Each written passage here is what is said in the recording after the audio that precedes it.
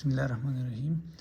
तो आज इस लेक्चर में हम पढ़ेंगे mechanism of tissue regeneration and repair, क्योंकि रीजनरेशन और रिपेयर के बारे में हम लास्ट लेक्चर्स में पढ़ा था। तो अभी हम पढ़ेंगे कि मतलब ये जो मैकेनिज़म्स है ये कैसे जो है ना हो जाते हैं और ये कैसे अपना काम जो है ना कंप्लीट कर लेते हैं। तो यहाँ पर लिखा हुआ है कि mediated by paracrine signalling via growth factors, कि मतलब इसका ये है कि पैराक्राइन सिग्नलिंग, आपको लोगों को पता होगा पैराक्राइन सिक्रीशंस, कि मतलब ये सेल्स सिक्रेट करता है या बनाता है और वो जो नियर बाई सेल्स है वहाँ पर अपना जो है ना इफेक्ट या एक्शन करता है, तो उसको हम पैराक्राइन बोलते हैं।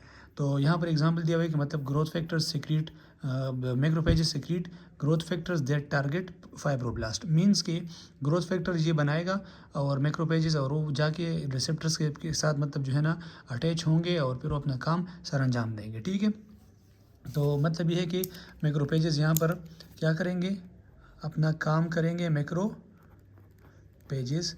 ठीक है, और ये मैक्रोफेजेस क्या काम करेंगे, ग्रोथ फैक्टर्स को रिलीज़ करेंगे और फिर जाके रिसेप्टर पे अपना काम करेंगे। ठीक है, तो ये इसका मतलब ये है कि हमने रीजनरेशन और रिपेयर के मैकेनिज्म को इस तरह कुछ यूँ समझना है। ठीक है, अच्छा, इसमें फिर लिखा हुआ है कि interaction of growth factors with receptors, mean जिस तरह मैंने आप लोगों को बताया ग्रोथ फैक्टर आएंगे पर अपने रिसेप्टर्स पे अटैच होंगे।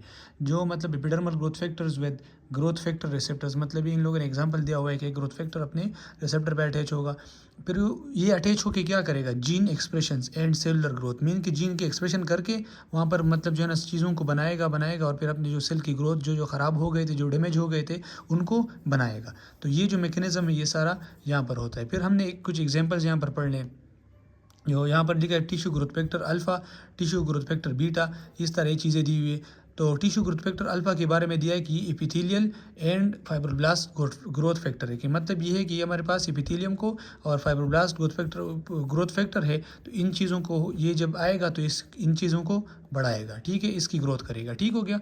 इसके बाद लिखा है कि TGF बीटा जो है उसका क्या काम है, ये इंपॉर्टेंट फाइब्रोब्लास्ट ग्रोथ फैक्टर है और ये हमारे पास इनहिबिशन कराता है किस चीज़ का, इन्फ्लेमेशन का। अच्छा, मैंने आप लोगों को लास्ट जब हम एक्यूट इन्फ्लेमेशन के बारे में पढ़ रहे थे, एक्यूट इन्फ्लेमेशन के बारे में, तो एक्यूट इन्फ्लेमेशन के बाद हमने पढ़ा हुआ था कि मतलब कौन सा आएगा, मैक्रोफेजेस के बारे में मतलब हमने डिस्कस किया हुआ था। ठीक है, फिर ये मैक्रोफेजेस के बारे में डिस्कस किया हुआ था, तो मैक्रोफेजेस की एंड में हमने ये पढ़ा हुआ था, अगर आप लोगों को लेक्चर्स में याद हो तो हमने ये पढ़ा हुआ था कि ये जाके अगर हमारे पास इन्फ्लेमेशन की ज़रूरत नहीं है तो ये IL-10 और TGF बीटा को बना के ये हमारे पास शट डाउन करेगा किस चीज़ की, इन्फ्लेमेशन की। अगर इन्फ्लेमेशन की ज़रूरत नहीं हुई तो ये मैक्रोफेजेस इसको सिक्रीट करता है। ठीक है, TGF बीटा और IL-10 का।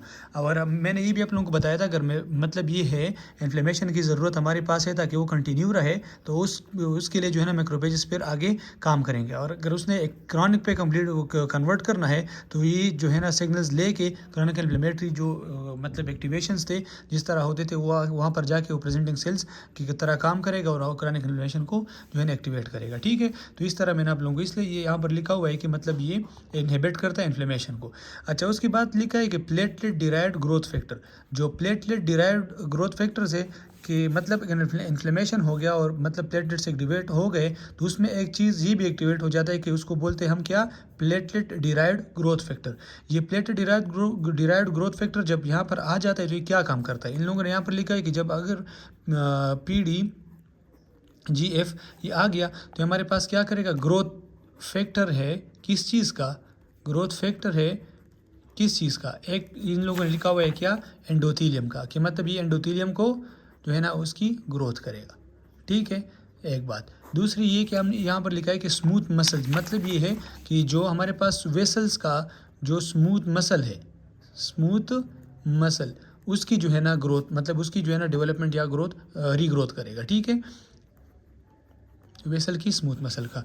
और यहाँ पर लिखा है कि फाइब्रोब्लास्ट की भी हमारे पास क्या करेगा, रीजनरेशन या फाइब्रोब्लास्ट की हमारे पास उसकी जो है ना ग्रोथ को बढ़ाएगा। ठीक है, तो ये चीज़ें हमारे पास जो प्लेटलेट डिराइव्ड ग्रोथ फैक्टर इसका ये काम है। ठीक है, यहाँ पर लिखा है कि फाइब्रोब्लास्ट ग्रोथ फैक्टर, अच्छा इसके बारे में इन लोगों ने लिखा कि ये किया है एक बहुत अहम या इम्पॉर्टेंट फॉर एंजियोजेनेसिस, इसके नाम से तो नहीं लगता कि मतलब इसके नाम में कोई वास्कुलर या कोई इस तरह चीज़ तो आता नहीं है, लेकिन इन लोगों ने क्या लिखा कि हमारे पास एंजियोजेनेसिस के लिए क्या है, बहुत ज़्यादा इंपॉर्टेंट है कि एंजियोजेनेसिस का मतलब ये है वेसल्स को बनाना। और ज़ाहिर बात है कि अगर हमारे पास वेसल्स होंगे तो वहाँ पर जो है ना जो टिश्यू की ग्रोथ होगी तो वहाँ पर न्यूट्रिएंट्स आएंगे, सारी चीज़ें, तो वहाँ पर जो है ना प्रॉपर जो डैमेज था वो रिकवर हो जाएगा। और ये हमारे पास जो है हम स्केलेटल मसल में सिस्टम में पढ़ेंगे, MSK सिस्टम में, वहाँ पर भी इसका जो है ना स्केलेटल डेवलपमेंट में भी इसका मतलब जो है प्रॉपर एक्शन है, तो वहाँ पर हम पढ़ेंगे, ठीक है।